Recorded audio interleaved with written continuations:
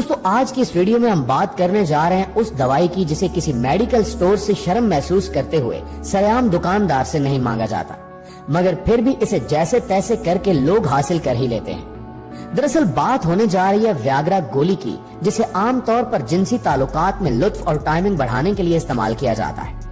व्याग्रा वो गोली है जिसे अब न सिर्फ यूरोपियन ममालिक बल्कि अरब ममालिक जैसा कि खास तौर पर सऊदी अरब में भी इस्तेमाल किया जाने लगा है।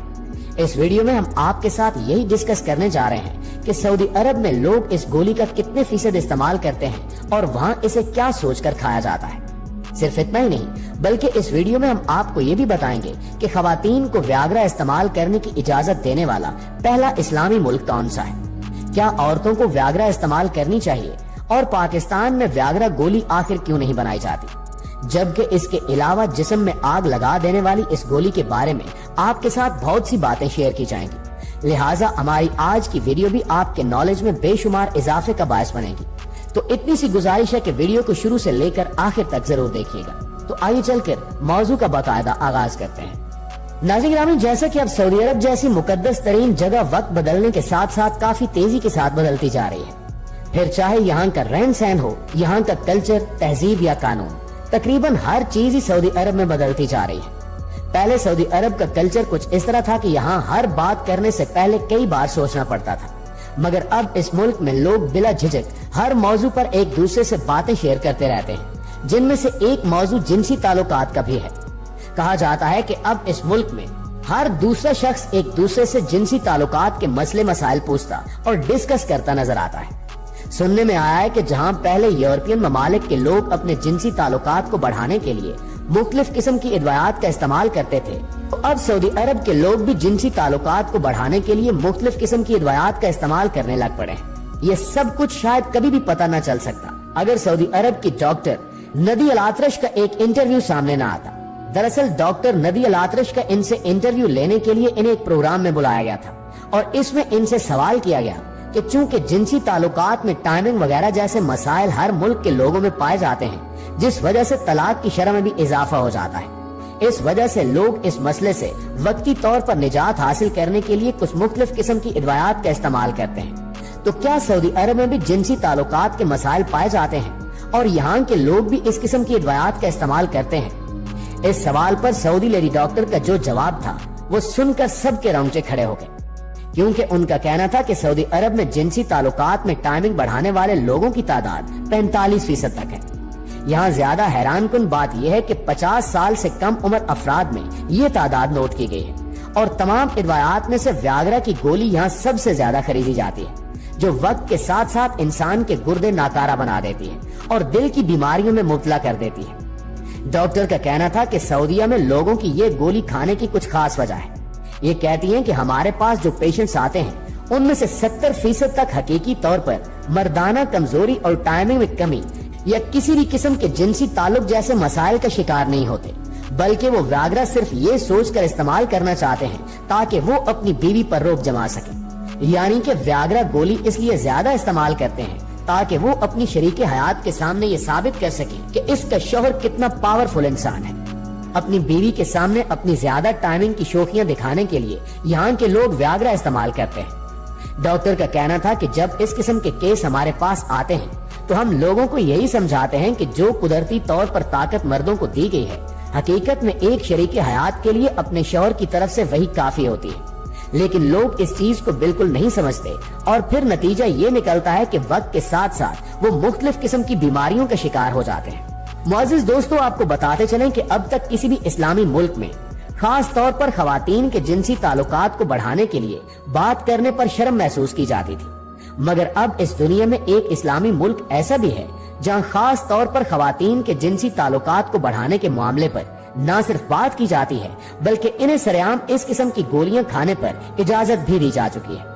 क्या आप जानते हैं कि ये कौन सा इस्लामी अरब मुल्क है? तो जान लें कि ये मिस्र है, जहां अब डॉक्टर्स की जानिब से औरतों को जिनसी ताल्लुकात बढ़ाने के लिए व्याग्रा जैसी अदवायात इस्तेमाल करने का कहा जाता है, जबकि मिस्र के मेडिकल स्टोर्स पर भी खवातीन के लिए ये अदवायात मिलना शुरू हो चुकी हैं, जिन्हें खवातीन शर्म महसूस करते हुए खुद तो नहीं खरीद पाती, मगर इनके शौहर इन्हें ये अदवायात ला देते हैं। कहा जाता है कि जैसे मर्दों के व्याग्रा खाने से ان کے عضو تناسل میں گرمی پیدا ہوتی ہے اور خون کا بڑھاؤ زیادہ ہونے سے ان کی ٹائمنگ بڑھ جاتی ہے، بالکل ویسے ہی خواتین بھی جو گولی استعمال کرتی ہیں اس سے ان کی خاص جگہ میں بھی خون کا بڑھاؤ بڑھ جاتا ہے، جس سے ان کے پورے جسم میں نہ صرف گرمائش پیدا ہوتی ہے بلکہ ان کے جنسی تعلق میں لذت اور تسکین بھی بڑھ جاتی ہے، جس وجہ سے یہ زیادہ دیر تک اپنا جنسی تعلق برقرار رکھنے میں کامیاب رہتی ہیں۔ یہاں تک کہ مصر کی جو عورتیں جنسی تعلقات قائم کرنے کی خواہش نہ رکھتی ہوں تو یہ گولی کھانے سے ان میں فوراً اس قسم کی خواہش پیدا ہو جاتی ہے۔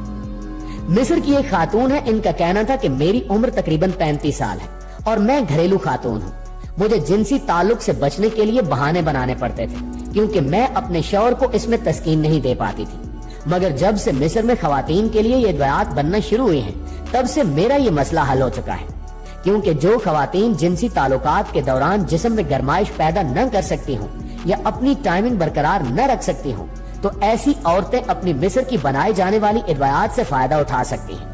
مگر ساتھ ساتھ اس خاتون کا یہ بھی کہنا تھا کہ میں نے یہ فیصلہ کیا ہے کہ اب میں اس قسم کی کوئی دوائی دوبارہ نہیں کھاؤں گی، کیونکہ میں جان چکی ہوں کہ یہ وقتی طور پر تو انسان کو خوش کر دیتی ہے مگر اب مجھے اپنے دل اور جگر میں درد محسوس ہوتا ہے، اس سے پہلے کہ مجھے کوئی بڑی بیماری لاحق ہو میں نے یہ دوائی چھوڑ دی۔